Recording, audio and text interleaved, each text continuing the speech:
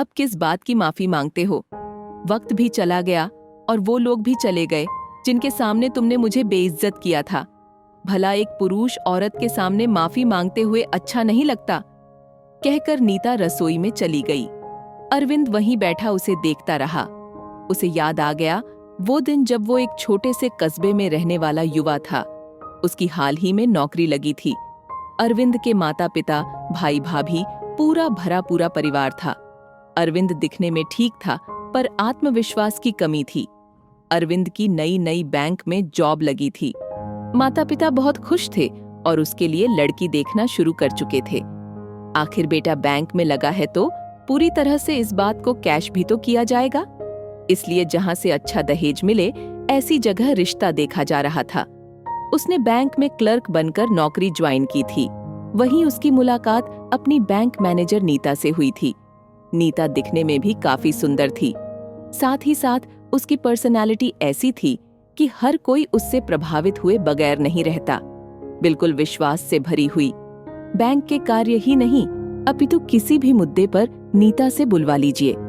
वह किसी भी मुद्दे पर बेहिचक पूरे विश्वास के साथ बोलती थी और यही अदा अरविंद को पसंद आती थी।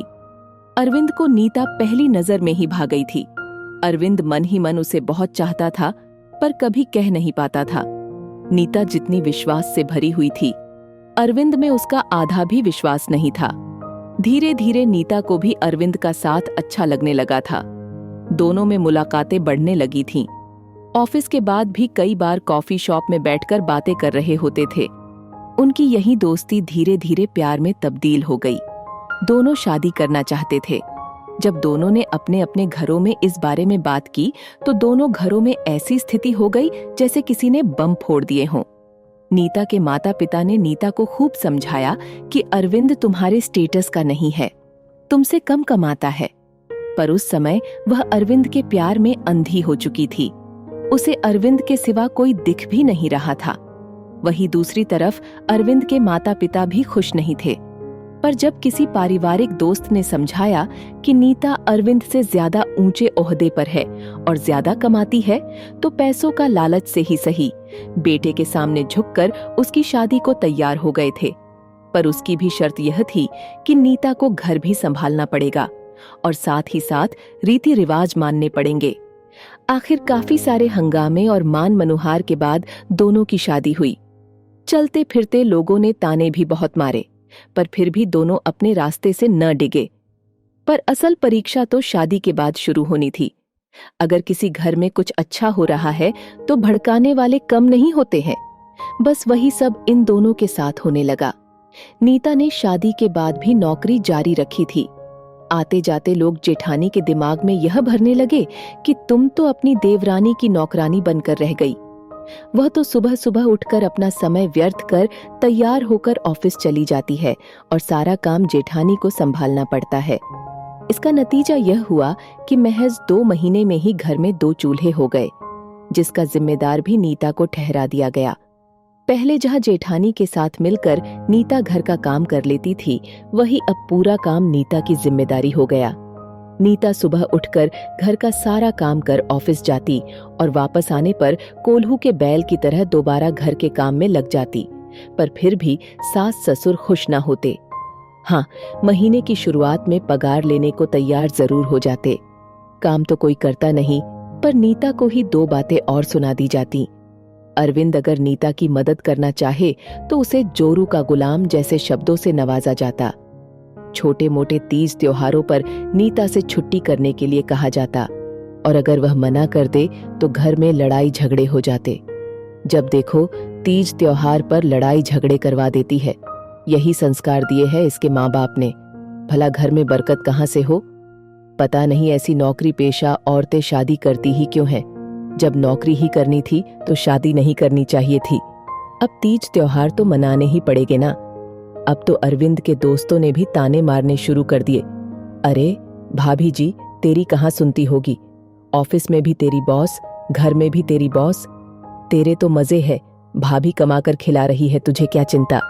लोग तो मजाक मजाक में कह जाते, लेकिन ये बातें सीधे अरविंद के दिल पर तीर की तरह लगती। बाहर तो बाहर, घर वाले भी क्या कम थे। जब भी घर में कोई बात होती तो ताने अरविंद को सुनने को मिलते। तेरी बीवी तेरी बॉस होगी तो तू ही सुनेगा, हम नहीं। अब तो कोई ना कोई बात पर नीता और अरविंद के बीच में झगड़े हो जाते। नीता भी समझ रही थी अरविंद की मनोस्थिति। वो नीता से नौकरी छोड़ने के लिए भी नहीं कह पा रहा था और ना ही चुप रह पा रहा था। उस दिन छोटी सी बात पर घर में झगड़ा हुआ था। माँ ने घर में यज्ञ हवन करवाया था, जिसके लिए उन्होंने नीता से छुट्टी करने को कहा।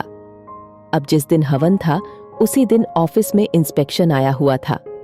नीता मैनेजर थी, इसलिए जाहिर सी बात है नीता का ऑफिस में होना जरूरी था। इसलिए नीता का छुट्टी करना संभव नहीं था। बस इसी बात का बतंगड़ बनाकर माँ ने झगड़ा शुरू कर दिया। बात बहुत बढ़ गई। जब पुरुष अपने दंभ को नहीं जीत पाता तो वह औरत को दबाना शुरू करता है। बस आज भी वही हुआ। आखिर एक पुरुष पर अपने पति होने से ज्यादा पुरुष वाला दंभ हावी हो गया। गुस्से में अरविंद ने नीता पर ही हाथ उठा दिया, जबकि वह अच्छी तरह जानता था कि नीता गलत नहीं थी।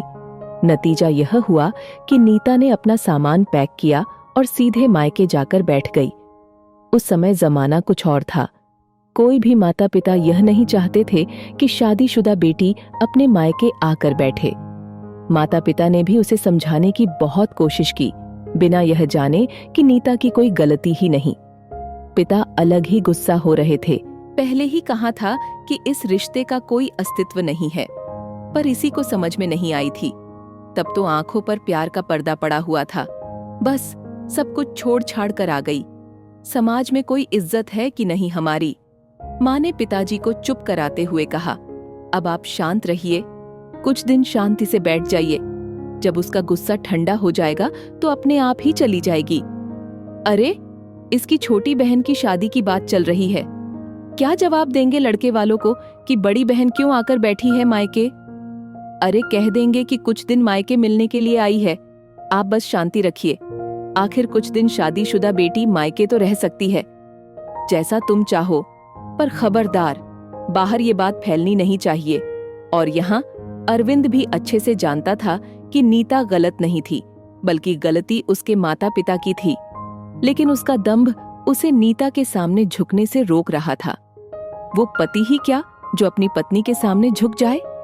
बस यही सोच उसे आगे बढ़ने से रोक रही थी। लेकिन कुछ दिन बाद पता चला कि नीता माँ बनने वाली है। अब तो नीता को हर कोई समझाने लगा था। बच्चे की दुहाई दी जाने लगी थी।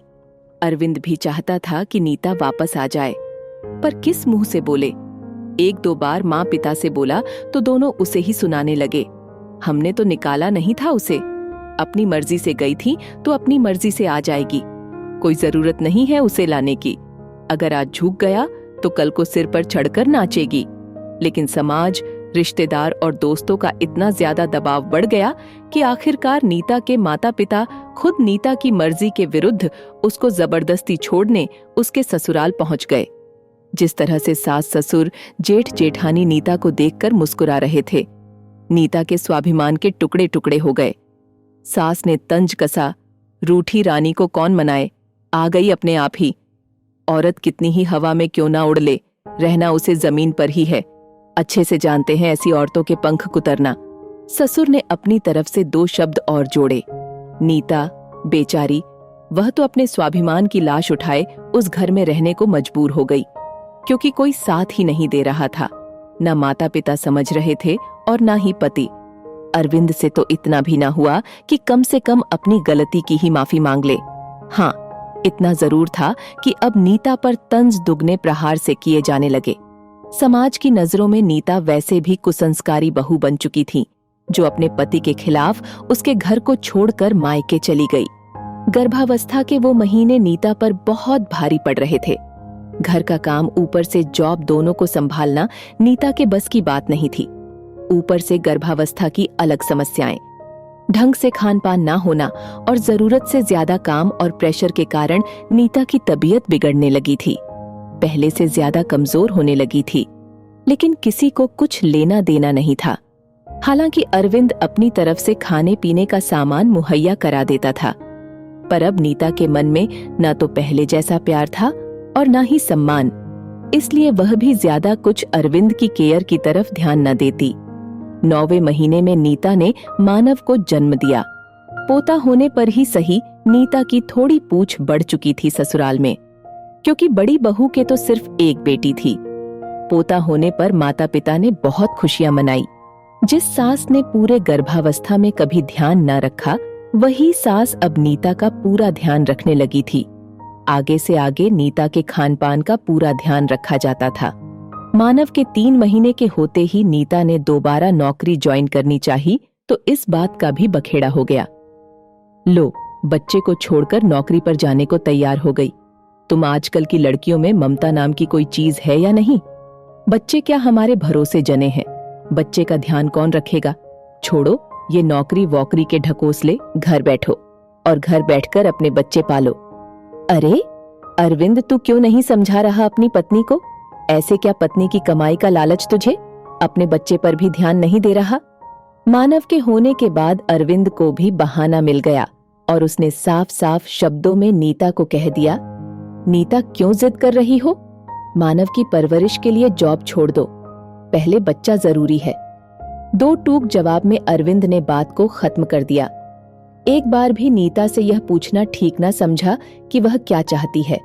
आखिर नीता इस शादी को तोड़ना नहीं चाहती थी, क्योंकि उसे अच्छे से समझ में आ चुका था इस समाज में एक औरत के लिए एक पुरुष का अस्तित्व होना जरूरी है। पर जॉब के लिए भी तो उसने बहुत मेहनत की थी। आखिर उसने नौकरी छोड़ दी। नीता के इस फैसले से सब लोग खुश थे, सिर्फ नीता को छोड़कर। सबको अपनी अपनी विजय हासिल हो चुकी थी और नीता अपनी हार अपने दिल में समेटे बस अपनी गृहस्थी बचा रही थी। उसके दिल के टूटने की आवाज तो किसी ने सुनी ही नहीं थी। सबसे बड़ा बदलाव तो उसने खुद में किया था। अब वह ज्यादा किसी से कुछ कहती भी नहीं थी। अब न पहले जैसी उन्मुक्त हंसी थी और न ही साज श्रृंगार। बिल्कुल साधारण से रहने लगी थी। इससे जो काम कह दिया जाता था चुपचाप कर दिया करती थी। शायद अब ये गूंगी गुड़िया सबको पसंद आती थी। समय यूं ही चलता रहा। सास ससुर माता पिता स्वर्ग सिद्धार गए।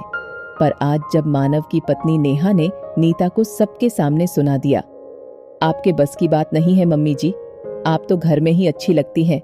आपने किया ही क्या अपनी जिंदगी में? सिर्फ घर और बच्चे ही तो संभाले हैं, और वो भी सिर्फ इसलिए कि नीता ने घर के इंटीरियर के लिए अपनी तरफ से सलाह दे दी। पर अरविंद को नीता के लिए बुरा लगा। वो कुछ कहने को हुआ तो उससे पहले ही नीता उठकर कमरे में चली गई। अरविंद उसके पीछे पीछे कमरे में आया और बोला, तुम बहू को उसके मुंह पर बता नहीं सकती थी कि तुम कितनी वेल एजुकेटेड हो।